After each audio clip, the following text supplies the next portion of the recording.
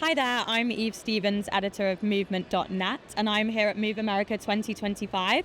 And I'm joined today by Rodolfo Dominguez, managing director and auto tech and mobility lead at Deloitte. So, thank you so much for joining us today to have this chat. To kick things off, how is your Move experience so far? How are you enjoying things?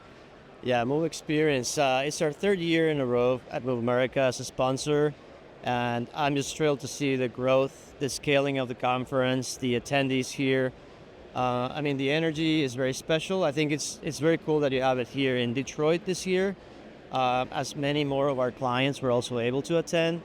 And for us, we also had a very significant event this morning, which I'll talk a little bit about.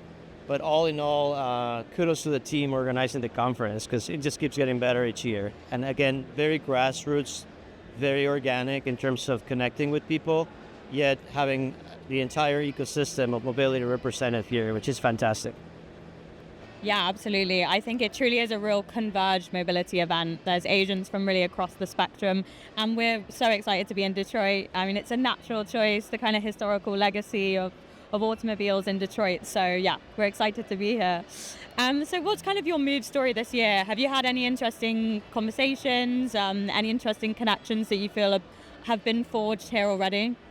Yeah, without a doubt.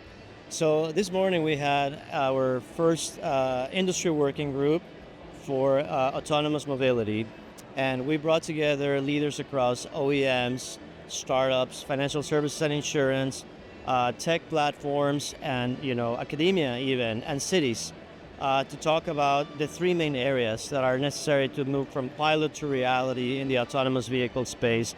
So the three main areas are, of course, trust and safety, which we had a panel of later today in the morning. We have the financial scalability of the models, the successful monetization of the models.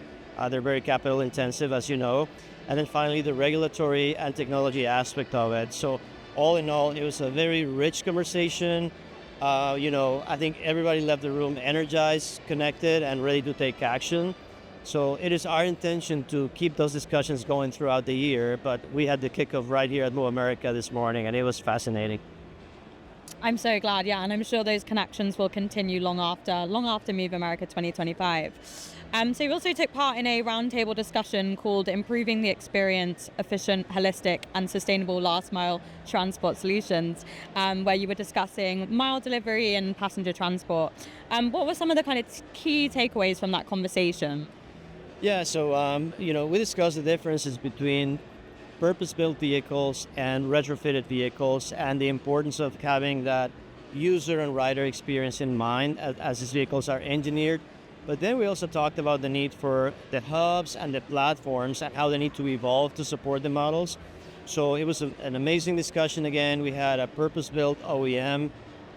We had some very experienced folks in standing up mobility ecosystem. And we have platform leaders that currently serve cities and their population coming together. So fascinating to talk about what are the friction points that still exist and what are some of the preconditions for success. And at the end of the day, conclusion, we believe that purpose-built are going to be very, very important to get into successful last mile delivery and ride hailing at scale when it comes to EVs. So it was a fascinating discussion. Yeah, I'm very sad I missed it, but absolutely. So we're delighted to have Deloitte on board as one of our platinum sponsors this year. Why Move? Why was Move an event that you guys wanted to sponsor? What kind of attracts you to these kinds of industry events? Yeah, so one thing I love about Move is that even though it's a big conference and it's growing, the opportunity to discuss, to get together with people in a very organic, very genuine way is very much everywhere.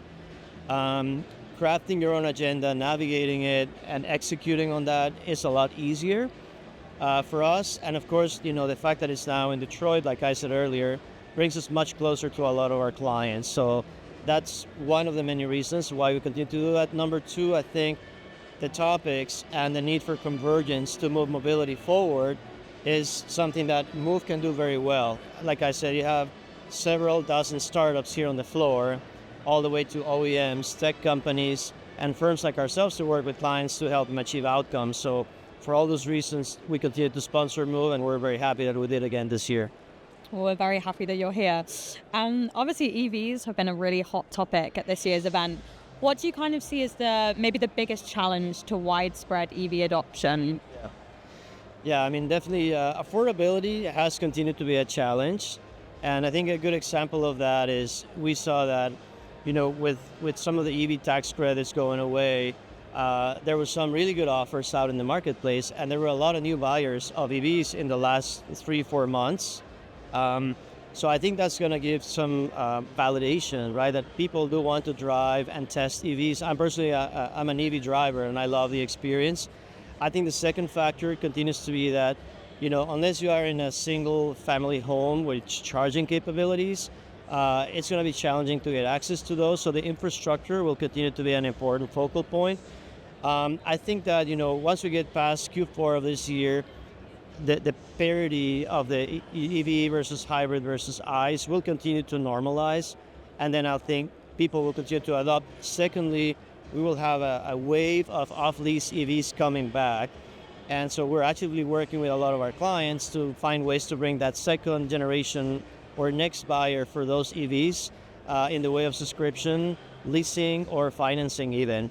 That helps protect the residual value of the EVs and helps get to new customers to the brand that can then be attracted and grow with the brand. So for me, it's still a very exciting space and one that I think will bring a next wave of adopters as these off-lease EVs come back in the next few months, basically.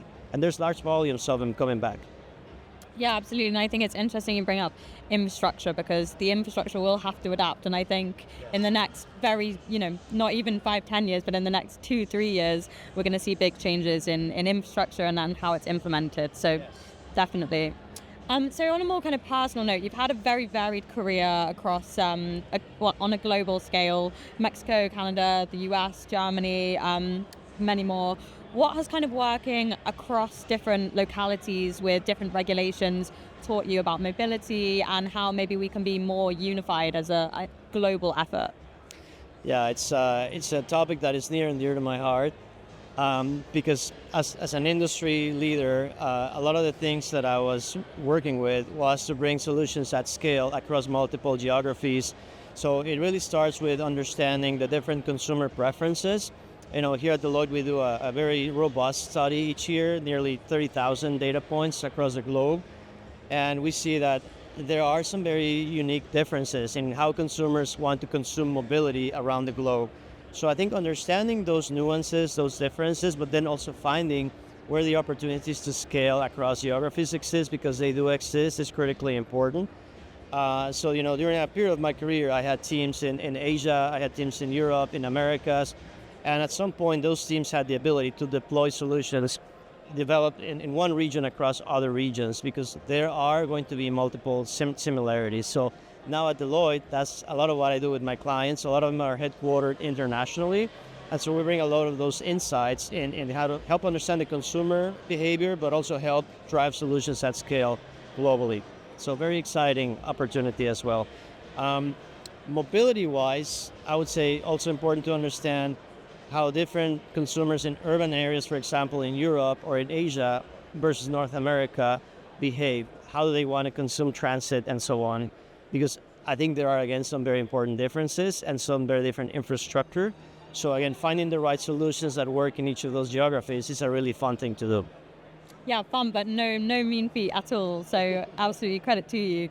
And just to finish off, what kind of technologies are really interesting you in the industry at the moment? Is there anything on the horizon, any emerging technology that you're really excited about? Yeah, I mean, definitely there's been a lot of talk about software-defined vehicles. I think that they will become more and more, mainstream, commonplace. There's still a big transition that is taking place with a lot of the manufacturers.